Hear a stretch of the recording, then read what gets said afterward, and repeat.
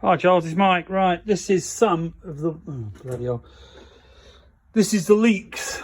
Okay, so all this tray up here is leaking.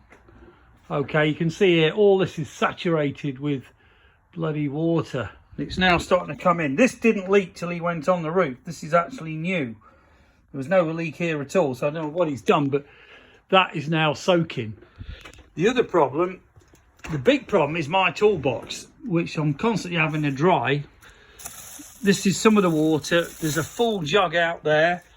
There's all this on the floor, which I've already mopped up once. This is full as well.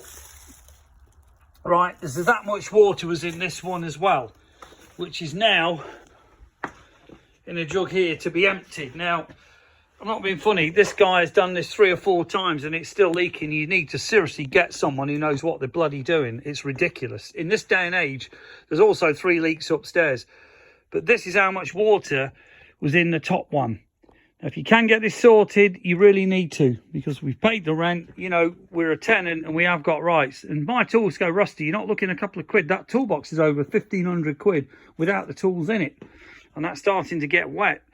So please get the guy back to sort it. As soon as I came in today, he drove off. So, you know, I don't know what's going on, but he hasn't got a clue what he's doing. And it's still raining.